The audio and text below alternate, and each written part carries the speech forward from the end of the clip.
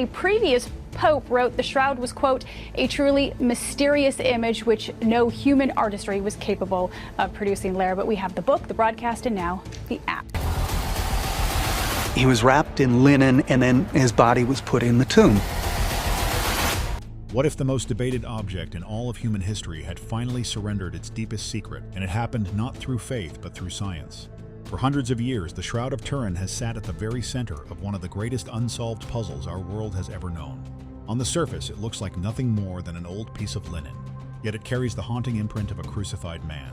No pigment, no brushwork, no known technique capable of fully accounting for how that image got there. Just a strange presence seared into the fabric, as though something impossible had pressed itself into the cloth and vanished. Scientists spent decades examining it, testing it, challenging it, trying to expose it as a lie. Some wrote it off as a product of the Middle Ages, a clever trick. Others believed it pointed towards something far beyond ordinary explanation. But now a new discovery has shifted the entire conversation. Buried deep inside the ancient fibers, researchers found traces of DNA. Not just faint remnants, but complex biological evidence that by all logic should not have lasted through the centuries. And when scientists began working through the analysis, the results did not deliver simple answers. Instead, they opened doors to even more unsettling questions: multiple genetic traces, origins tied to completely different corners of the world, a timeline that refuses to line up neatly with anything we thought we knew. Suddenly, the real question was no longer just what the shroud is. The real question became who or what could possibly have left such an image behind. To skeptics, the Shroud of Turin tells an entirely different story. They believe it may be one of the most convincing medieval fabrications ever produced. Some theories have even pointed toward Leonardo da Vinci as a possible creator, while others argue it was the work of an unknown craftsman of extraordinary ability, built to inspire pilgrims desperate for signs and wonders. For more than 6 centuries, that argument never stopped. Faith stood on one side, skepticism on the other, and neither was willing to move. But things began shifting in the 21st century. The era of pure guesswork started giving way to modern scientific investigation. Researchers brought in genetics, high-energy physics, spectroscopy, and forensic analysis. Tools that would have seemed unthinkable to earlier generations were now being turned on the cloth in microscopic detail. Scientists stopped treating the shroud only as a religious object. They began approaching it the way a detective approaches evidence from an unsolved case. Almost like a biological archive, quietly preserving fragments of a story that may stretch back nearly 2,000 years. Scientists extracted and sequenced DNA hidden deep within the fibers. They examined individual threads using advanced X-ray technology. Bloodstains were broken down to their molecules, atoms, and elemental patterns. At the start, researchers expected clear results. Maybe traces belonging to a single person or evidence of pigments left by a medieval forger. But what came back was anything but straightforward. Teams at the University of Padua, alongside physicists working inside the sealed laboratories of Enigma, uncovered findings that shocked even the most seasoned researchers in the field.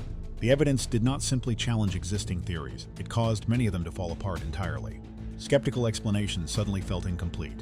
Traditional religious interpretations also struggled to account for all the data.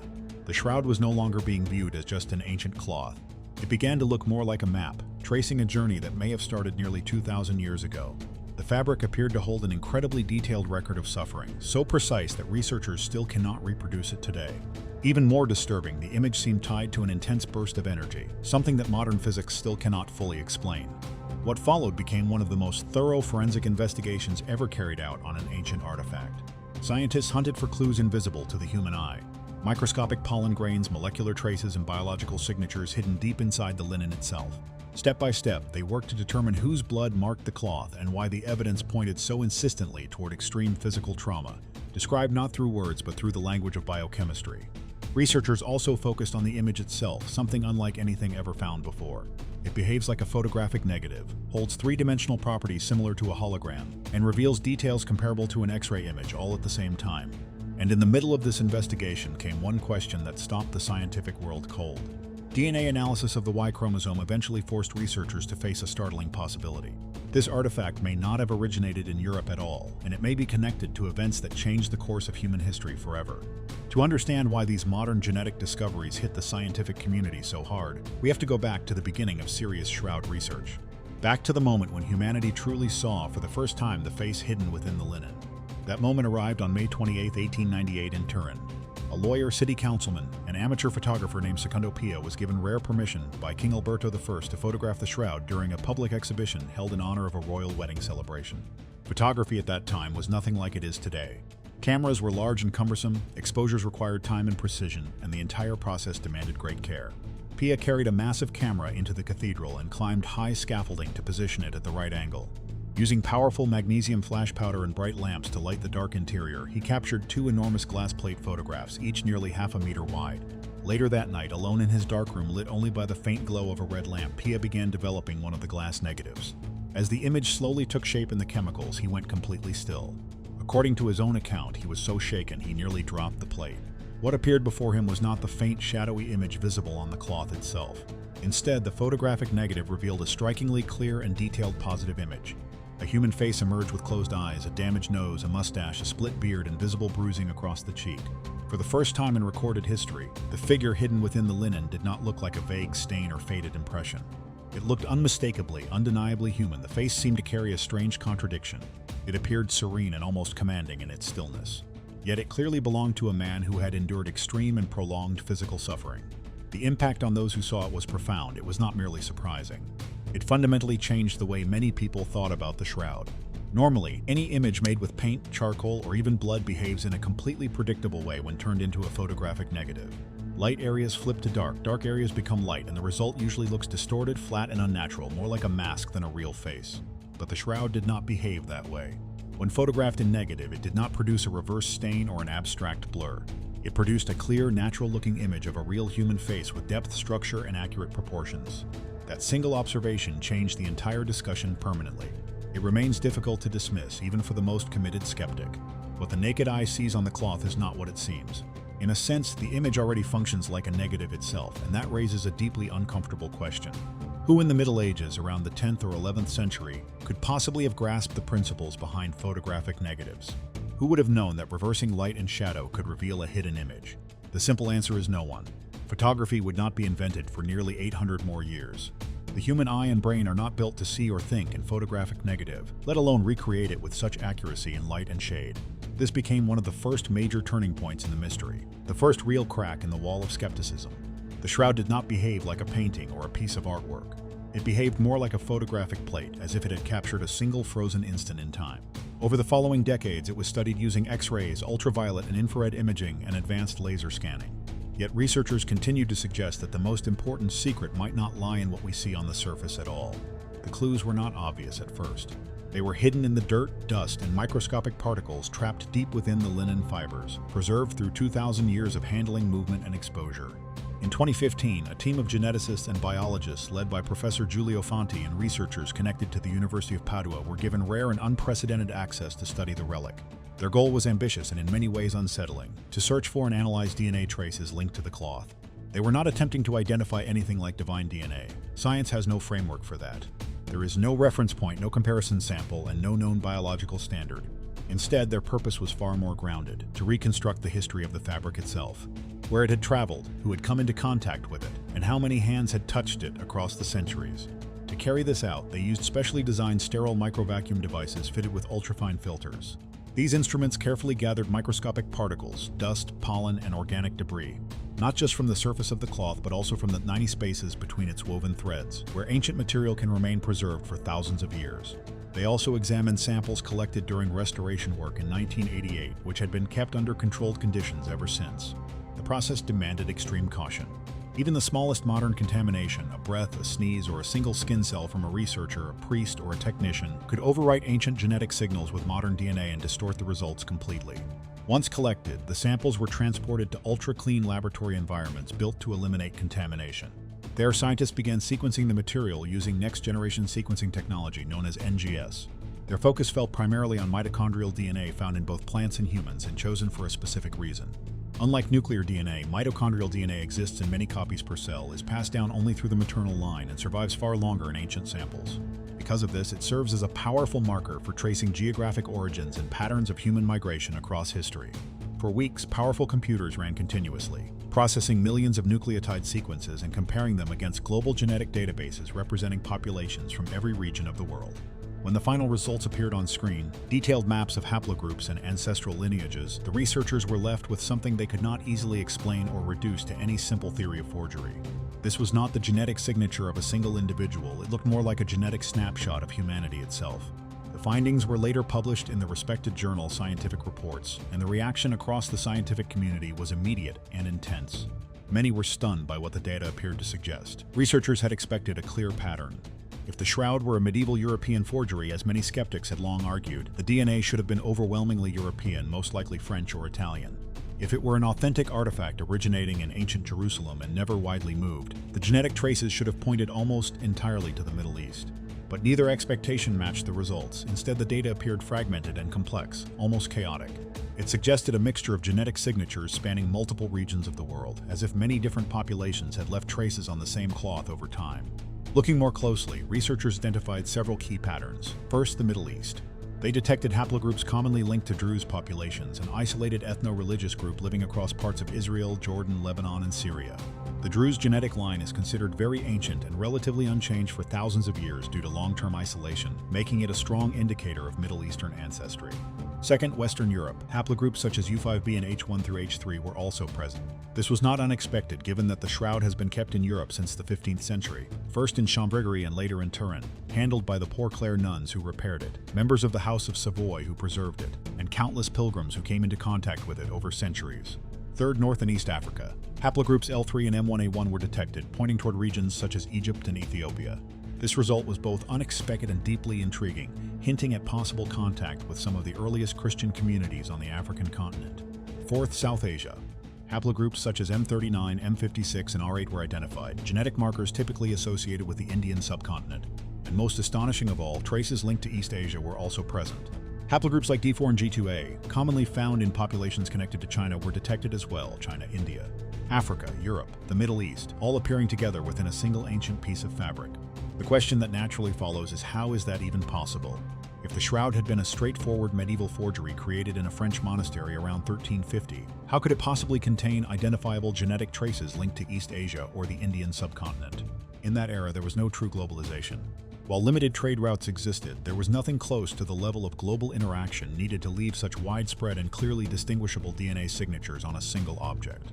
The explanation that emerged seemed even more extraordinary than the mystery itself. The shroud may not have simply been a burial cloth. It may have been a traveler through history. When scientists in Padua mapped the genetic data, they noticed something remarkable.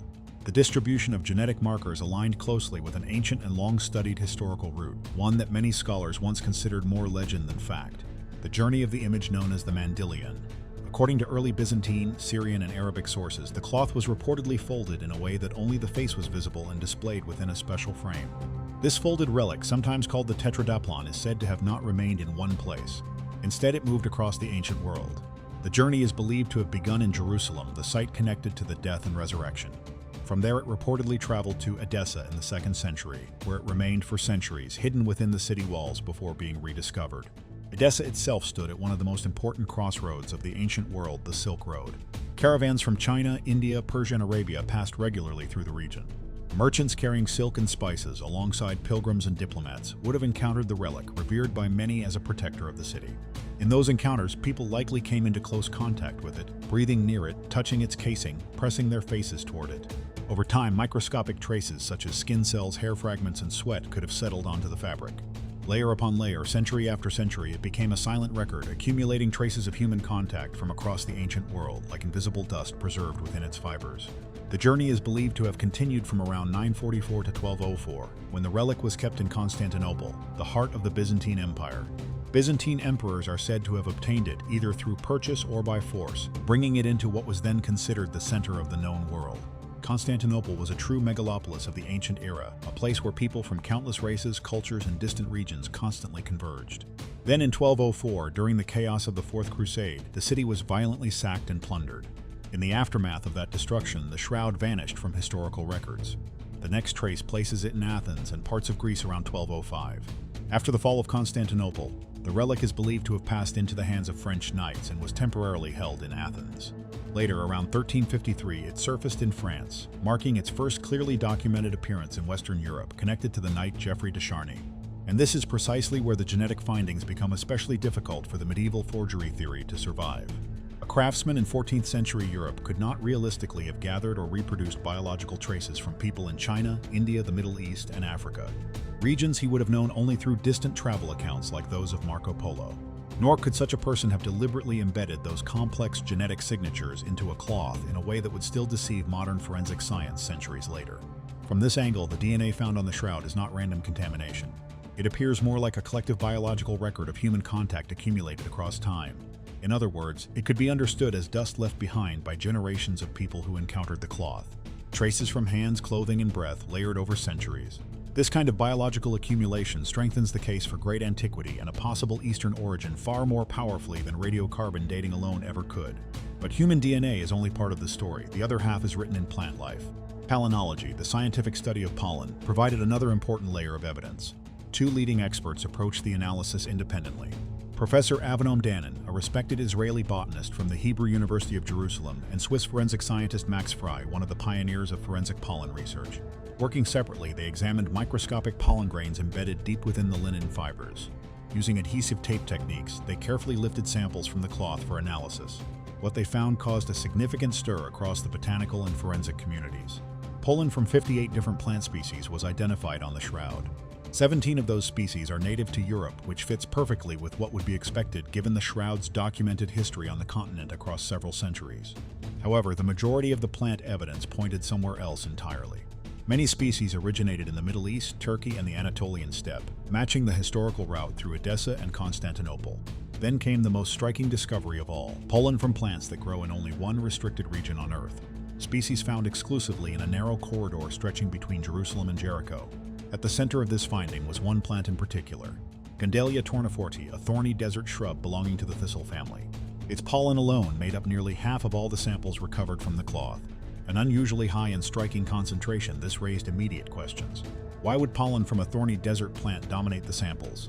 And why would such a plant be connected to a burial cloth associated with a man regarded as a king? The answer began to take shape when historians and theologians revisited ancient accounts of the Passion of Christ. The crown of thorns described in the Gospels came back into focus. Gandalia tourneforti, with its long, rigid, needle-like thorns, closely matches the kind of plant Roman soldiers could have woven together into a mock crown for the King of the Jews. From that point forward, the pollen evidence took on entirely new meaning. This plant also blooms near Jerusalem during a very specific period, early spring, coinciding with the Jewish festival of Passover.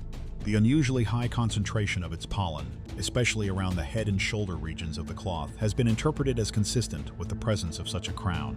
A second important botanical clue came from Zygophyllum dumosum, a species that grows only in a very limited area, primarily the Judean desert and parts of the Sinai Peninsula. Its pollen was also found in significant quantities on the fabric. Taken together, these findings present a serious challenge to the idea of a medieval European forgery. A forger working in France could not realistically have obtained pollen from plants native only to Israel and embedded them at a microscopic level across a cloth. Paint can be faked, but pollen cannot be applied like pigment. It behaves instead like an invisible signature left by the environment itself, a kind of geographic fingerprint that is extraordinarily difficult, if not completely impossible, to fabricate. For many years, particularly during the highly rational 19th century, skeptics argued that the reddish marks on the shroud were nothing more than pigments such as ochre, cinnabar, or tempera mixed with gelatin. But that interpretation began to come apart in 2017.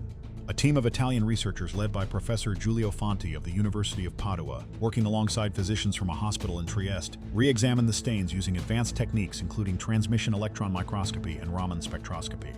By analyzing the material at the nanoscale, they discovered something very different from paint. Scientists found not pigment but human blood of type AB. While relatively rare today, the same blood type has also been identified in other ancient Christian relics such as the Sudarium of Oviedo. However, this was not ordinary blood. It contained markers such as creatinine and ferritin bound to hemoglobin, indicating extreme physical trauma. These compounds are associated with severe stress, dehydration, and massive muscle breakdown. In conditions like rhabdomyolysis, the body releases large amounts of creatinine into the blood, suggesting the individual endured intense and repeated physical violence before death.